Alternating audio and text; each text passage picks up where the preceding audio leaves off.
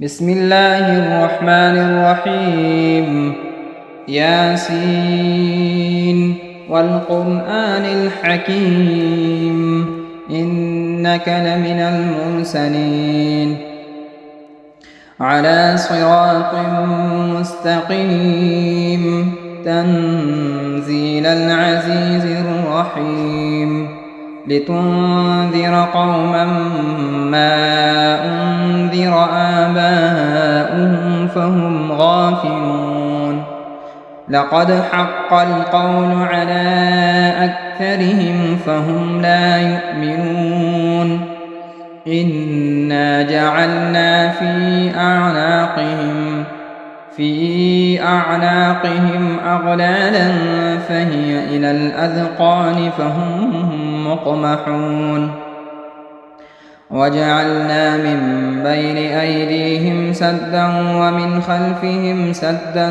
فأغشيناهم فهم لا يبصرون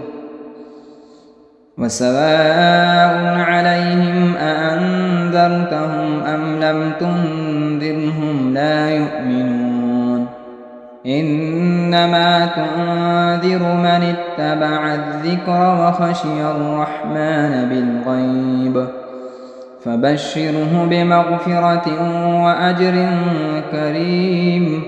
إنا نحن نحيي الموتى ونكتب ما قدموا وآثارهم وكل شيء أحصيناه في إمام مبين واضرب لهم مثلا أصحاب القرية إذ جاءها المرسلون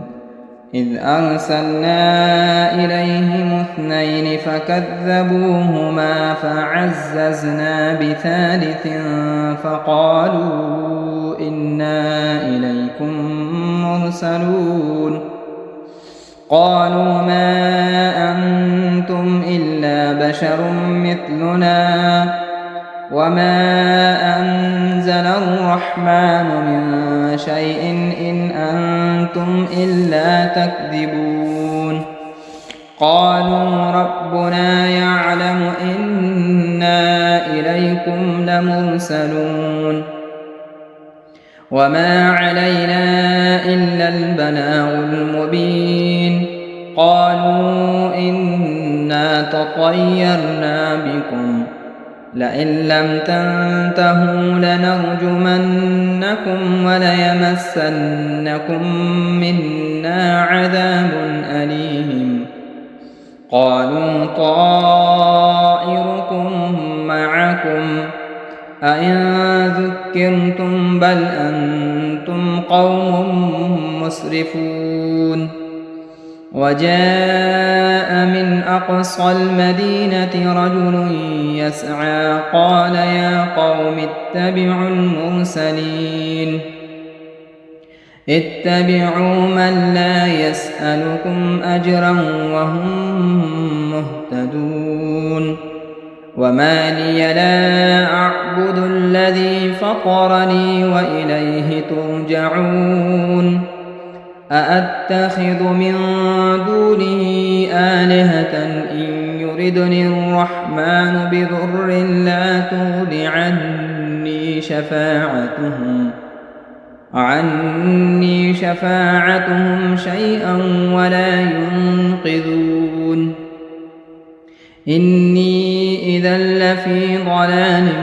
مبين إني آمنت بربكم فاسمعون قيل ادخل الجنة قال يا ليت قومي يعلمون بما غفر لي ربي وجعلني من المكرمين وما أنزلنا على قومه من بعده من جند من السماء وما كنا منزلين إن كانت إلا صيحة واحدة فإذا هم خامدون يا حسرة على العباد ما يأتون يأتيهم من رسول إلا كانوا به يستهزئون ألم يروا كم أهلكنا قبلهم من القرون أنهم إليهم لا يرجعون وإن كل لما جميع لدينا محضرون وآية لهم الأرض الميتة أحييناها وأخرجنا منها حبا فمنه يأكلون وجعلنا فيها جنات من نخيل وأعناب وفجرنا فيها من العيون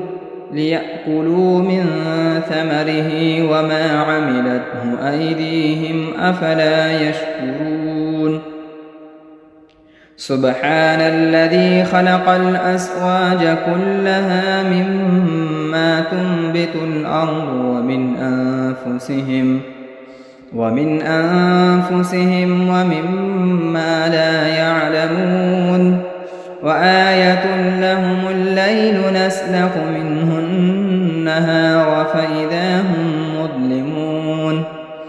والشمس تجري لمستقر لها ذلك تقدير العزيز العليم والقمر قدرناه منازل حتى عاد كالعرجون القديم لا الشمس ينبغي لها أن تدرك القمر ولا الليل سابق النهار وكل في فلك يسبحون وآية لهم أنا حملنا ذريتهم في الفلك المشحون وخلقنا لهم من مثله ما يركبون وإن نشأ نغرقهم فلا صريخ لهم ولا هم ينقذون إلا رحمة منا ومتاعا إلى حين وإذا قيل لهم اتقوا ما بين أيديكم وما خلفكم لعلكم ترحمون وما تأتيهم من آية من آيات ربهم إلا كانوا عنها معرضين وإذا قيل لهم أنفقوا مما رزقكم الله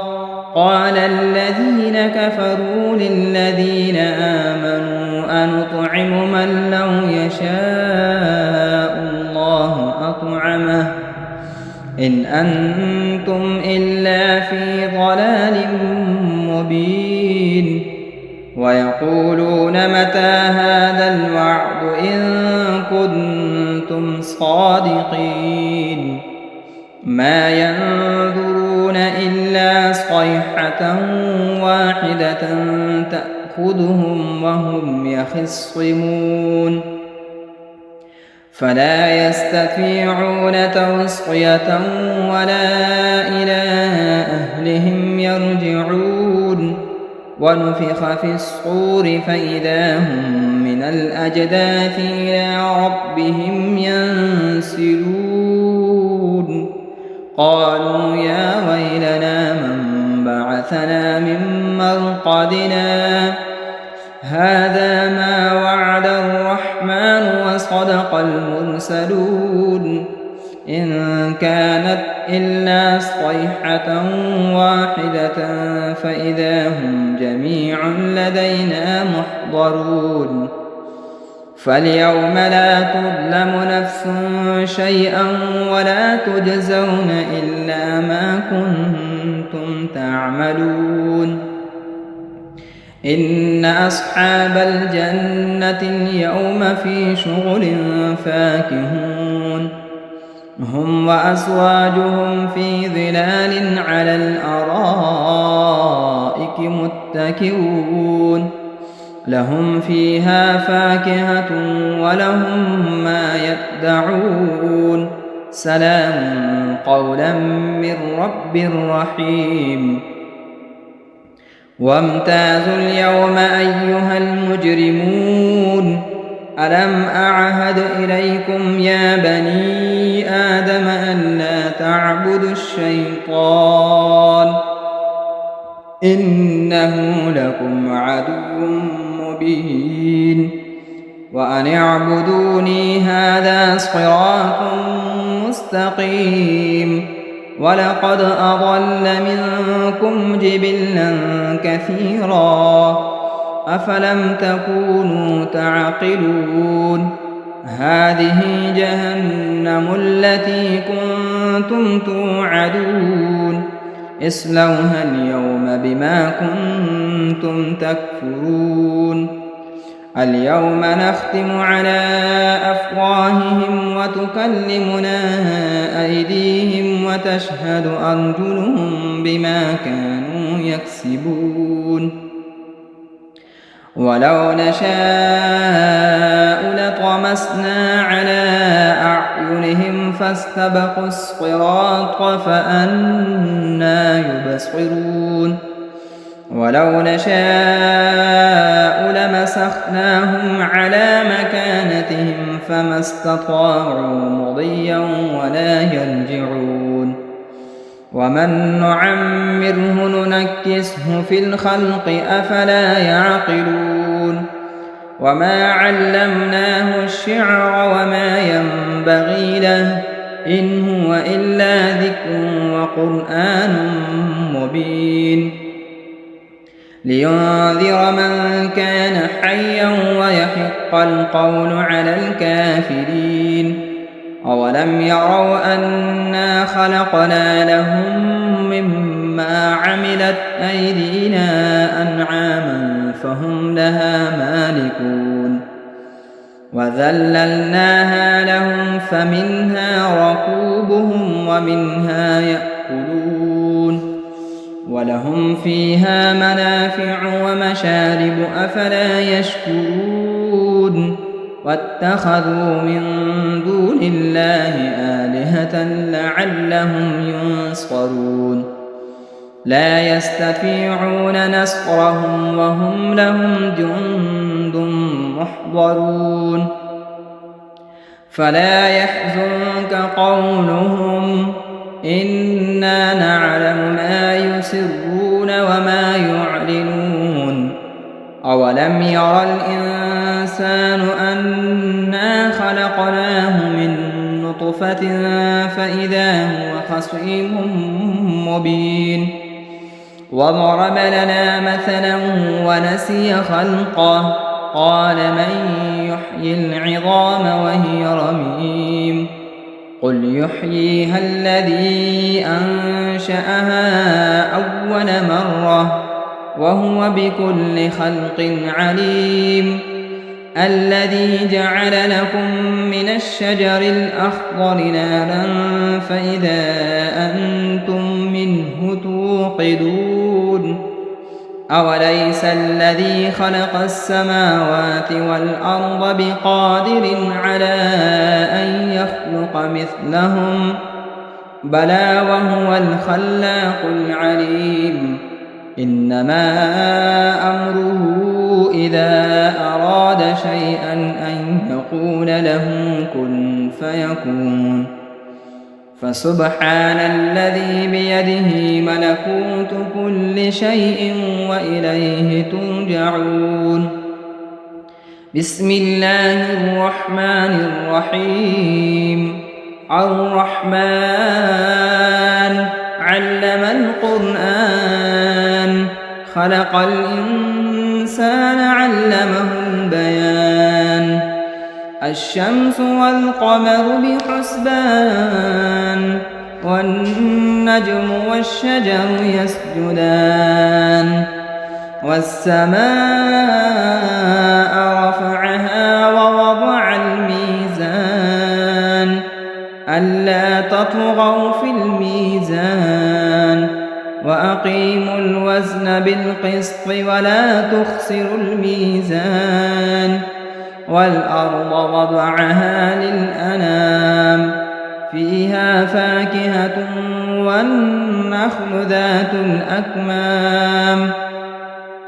والحب ذو العصف والريحان فبأي آلاء ربكما تكذبان خلق الإنسان من صلصال كالفخار وخلق الجان من مارج من نار فبأي آلاء ربكما تكذبان رب المشرقين ورب المغربين فبأي آلاء ربكما تكذبان مرج البحرين يلتقيان بينهما برزخ لا يبغيان فبأي آلاء ربكما تكذبان يخرج منهما اللؤلؤ والمرجان فبأي آلاء ربكما تكذبان وله الجوار المنشآت في البحر كالأعلام فبأي آلاء ربكما تكذبان كل من عليها فان ويبقى وجه ربك ذو الجلال والإكرام فبأي آلاء ربكما تكذبان يسأله من في السماوات والأرض كل يوم هو في شأن فبأي آلاء ربكما تكذبان سنفرغ لكم أيها الثقلان فبأي آلاء ربكما تكذبان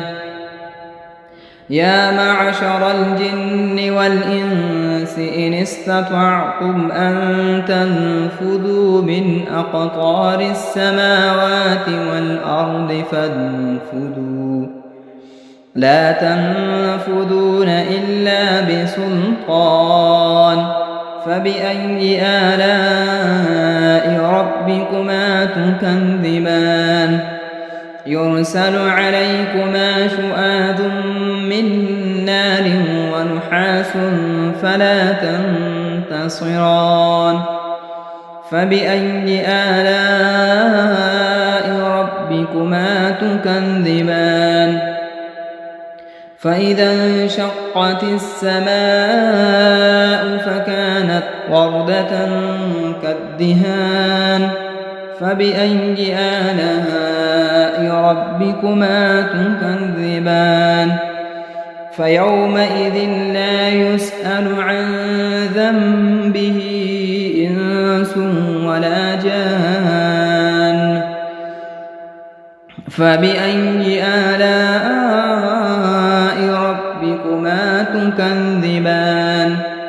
يعرف المجرمون بسيماهم فيؤخذ بالنواصي والأقدام فبأي آلاء ربكما تكذبان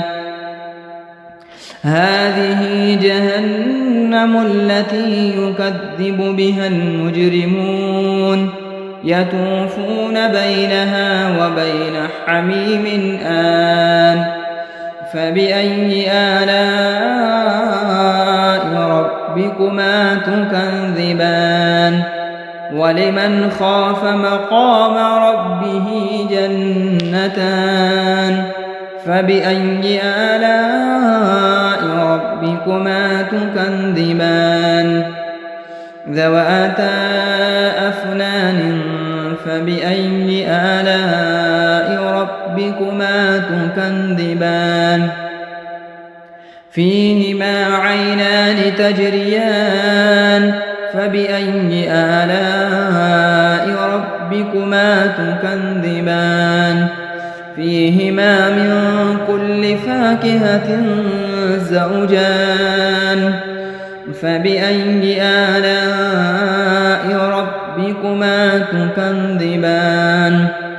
متكئين على فرش بطائنها من استبرق وجنى الجنتين دان فبأي آلاء ربكما تكذبان فيهن قاصرات الطرف لم يطمثهن إنس قبلهم ولا جان فبأي آلاء ربكما تكذبان كأنهن الياقوت والمرجان فبأي آلاء ربكما تكذبان هل جزاء الإحسان إلا الإحسان فبأي آلاء ربكما تكذبان ومن دونهما جنتان فبأي آلاء ربكما تكذبان مدهامتان فبأي آلاء ربكما تكذبان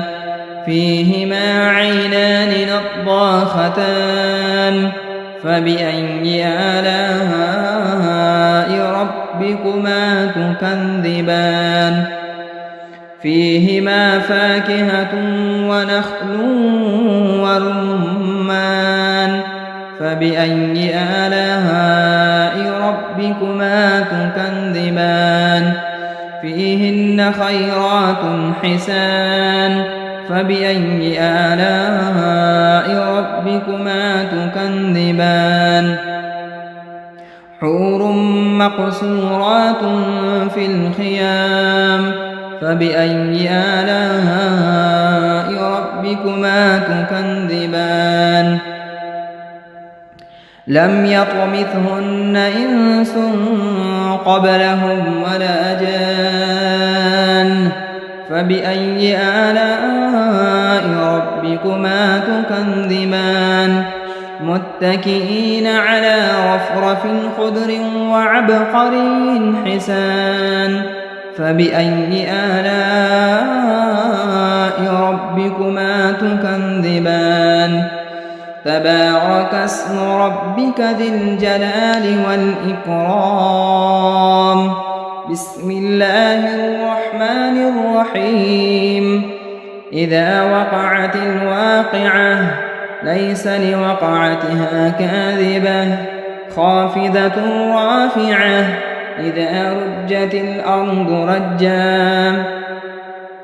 وبست الجبال بسا فكانت هباء منبثا وكنتم أزواجا ثلاثا فأصحاب الميمنة ما أصحاب الميمنة وأصحاب المشأمة ما أصحاب المشأمة والسابقون السابقون أولئك المقربون في جنات النعيم ثلة من الأولين وقليل من الآخرين على سرر موضونة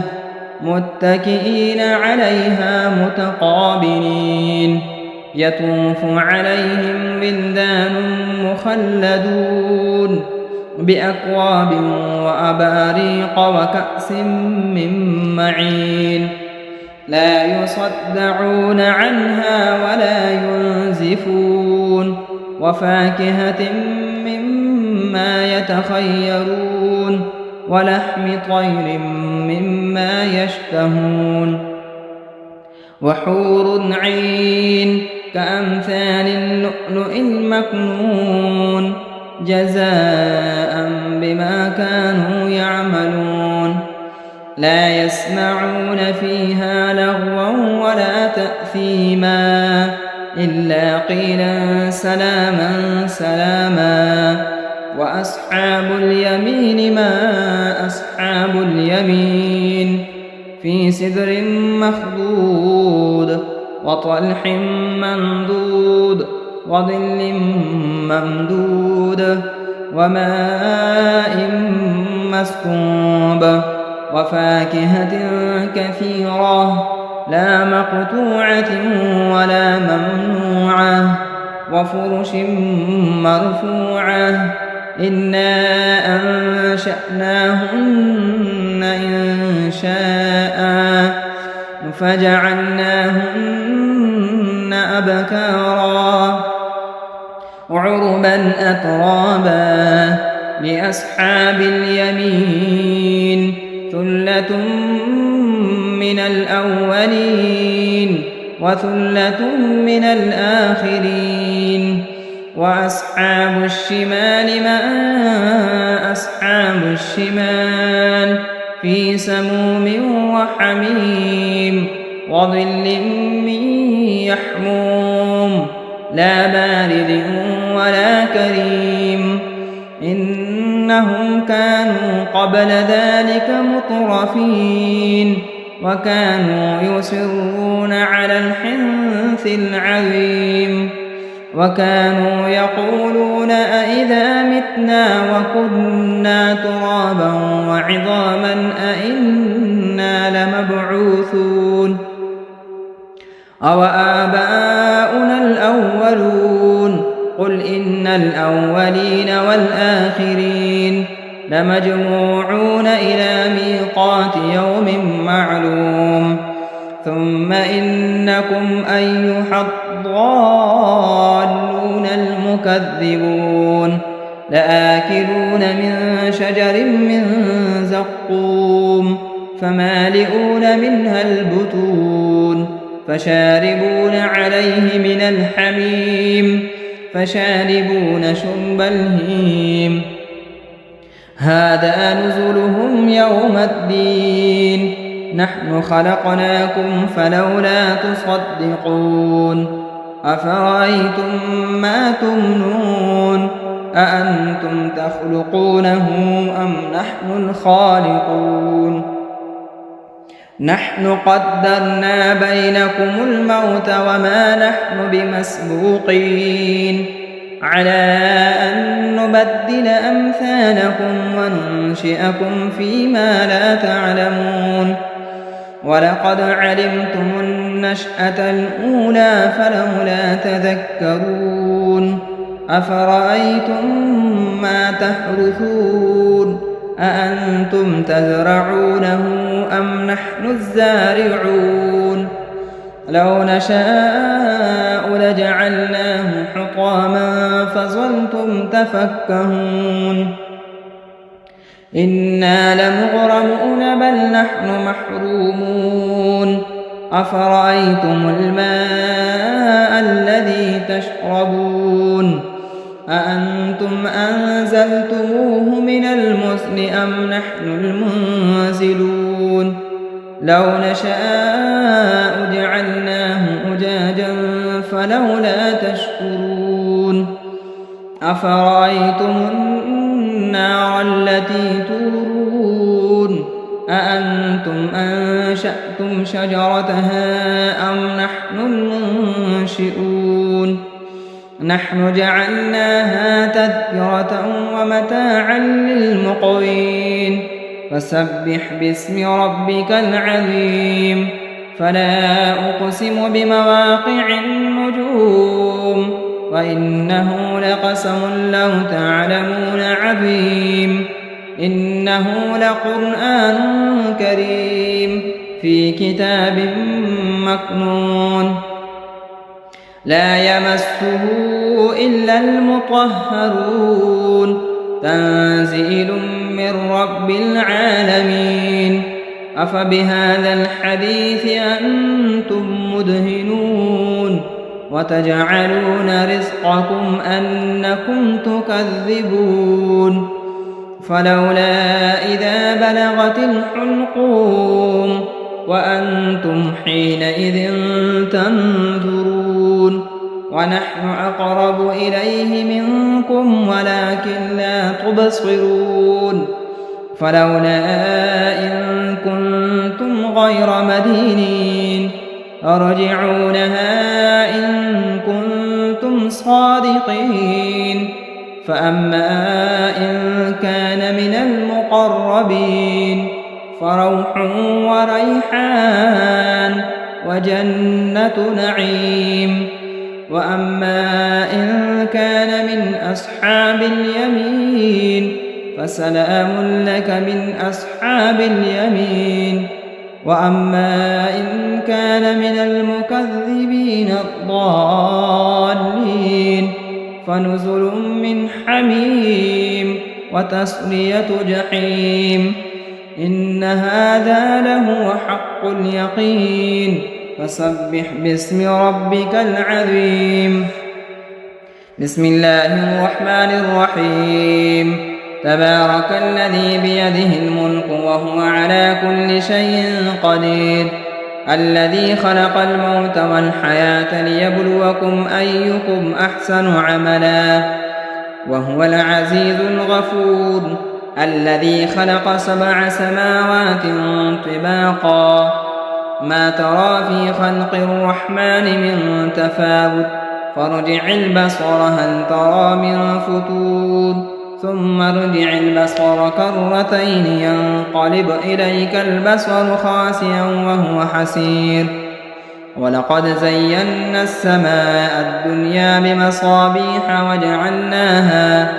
وجعلناها رجوما للشياطين وأعتدنا لهم عذاب السعير